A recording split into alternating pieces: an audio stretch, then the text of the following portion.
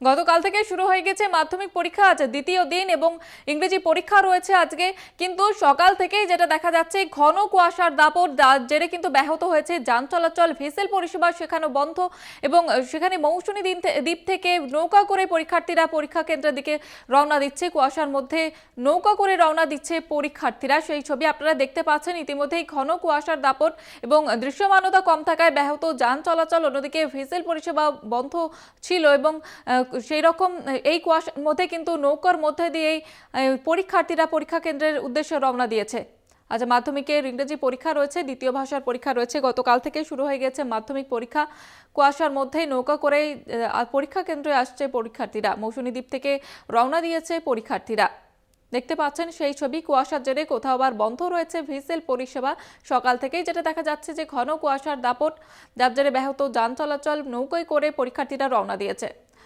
এ বিষয়ে বিস্তারিত জানাবো, টেলিফোন লাইনে রয়েছে আমাদের প্রতিনিধি কোয়েল। কোয়েল, কি জানা যাচ্ছে, এখন কি পরিস্থিতি রয়েছে? একদমই জয়িতা, দেখো আজকে সকালবেলা থেকে কিন্তু একেবারে সুন্দরবনের সমস্ত উপকূলীয় এলাকা ঘন কুয়াশার চাদরে ঢেকেছে এবং এই ঘন কুয়াশা থাকার কারণেই কিন্তু নদী পথে দৃশ্যমানতা যথেষ্ট কম রয়েছে। একদিকে এই কুয়াশার কারণে একদিকে যেমন লট নাম্বার 8-এ সেখানে ভ্যাসেল পরিষেবা বন্ধ, অন্যদিকে নামখানার বেনুবনে লঞ্চ পরিষেবা বন্ধ। কিন্তু এই ঘন কুয়াশার মধ্যেও কিন্তু যেমনটা চিত্রে উঠে আসলো, আজকে মাধ্যমিক পরীক্ষার দ্বিতীয় দিন।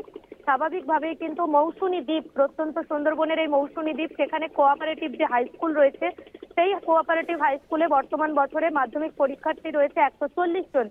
এই 140 জন পরীক্ষার্থী যাতে নির্দিষ্ট সময়ে পরীক্ষা সেন্টারে পৌঁছতে পারে, তার জন্য কিন্তু সকাল সকাল ঘন কুয়াশার মধ্যেও মৌসুমীর বাগডাঙ্গা খেয়াঘাট থেকে নৌকোতে করে তারা কিন্তু পরীক্ষা সেন্টারের উদ্দেশ্যে রওনা দেয়।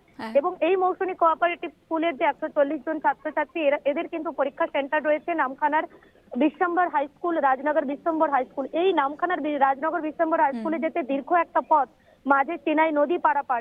তবুও কিন্তু এই দৃশ্যমানতা কম থাকলেও ঘন কুয়াশার মধ্যেও সঠিক সময় যাতে তারা পৌঁছতে পারে, ঠিক সেই কারণেই কিন্তু সকাল সকাল একেবারে মৌসুমী কোঅপারেটিভ হাই স্কুলের শিক্ষক শিক্ষিকারা তারা কিন্তু 140 জন ছাত্রছাত্রীকে সঙ্গে নিয়ে চিনাই নদীতে নৌকো পথে রওনা দিয়েছে পরীক্ষা সেন্টারের উদ্দেশ্যে।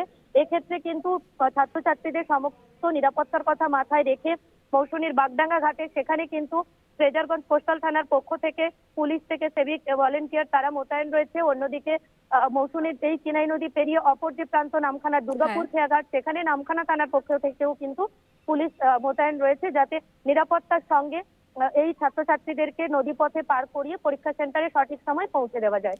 ধন্যবাদ কোয়েল। মাধ্যমিক পরীক্ষা চলছে, আজ দ্বিতীয় পরীক্ষা এবং সকাল থেকে কুয়াশার দাপট, যার জেরে কিন্তু ব্যাহত রয়েছে যান চলাচল। নৌকায় করে পরীক্ষার্থীরা পরীক্ষা কেন্দ্রের উদ্দেশ্যে রওনা দিয়েছে ইতিমধ্যেই মৌসুমী দ্বীপ থেকে। একদিকে কুয়াশার জেরে ভেসেল পরিষেবা বন্ধ রয়েছে, যান চলাচল ব্যাহত। তবে প্রশাসনের তরফ থেকে ব্যবস্থা করা হয়েছে কোনো পরীক্ষার্থী যাতে বিঘ্ন না ঘটে পরীক্ষা কেন্দ্রে পৌঁছাতে, সেই রকমই কিন্তু দেখতে পাচ্ছেন মৌসুমী দ্বীপ থেকে পরীক্ষার্থীরা রওনা দিয়েছে পরীক্ষা কেন্দ্রের উদ্দেশ্যে।